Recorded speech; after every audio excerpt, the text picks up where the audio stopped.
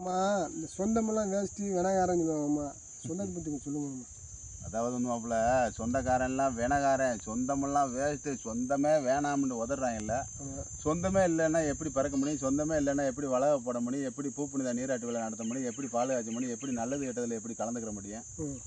அதாவது வந்து இப்போ காவல்துறை இருக்காங்கல்ல, காவல்துறை நாயிலிங்கேவலமாக அடித்து வாயில் ரத்தம் வர அளவுக்கு அடிச்சுட்டு உன் மேலே தப்பு இல்லை படா வெளியே அப்படின்ட்டான்னா செப்பாட காவல்துறை என்னை விட்டுருச்சுப்பான்னு சொல்லிட்டு கையெடுத்து கும்பிட்டு அவன் குலசாமி வேலை வரைக்கும் போயிட்டு வந்துடுவேன்.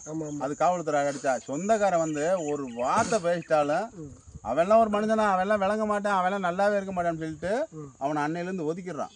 அந்த கூட பிறந்தவனா இருந்தாலும் சரி, மாமன் மச்சான் சொந்தம் வந்த ஒரு சொல்ல கூட தாங்க முடியாதவன், நாட்டில் இருக்கவே தகுதி இல்லாதவன். சொந்தமுங்கிறது வந்து எல்லாரும் ஒத்து போனாத்தான் ஒத்து வாழணும்.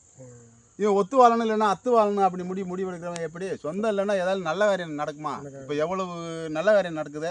அன்னைக்கு போய் மட்டும் என்ன வந்துருனே அப்படின்னு சொல்ல உன் அண்ணன் இப்படி சொன்னான்னு சொல்லி மதினி ஏறி நம்மளை வைய. அதனால சொந்தமுங்கிறது வந்து ஒரு ஆலமரம் மாதிரி, ஒரு வாழைத்தாறு மாதிரி, ஒரு தென்னந்தாறு மாதிரி அப்படியே ஒற்றுமையாக இருக்க கற்றுக்கிறோம்.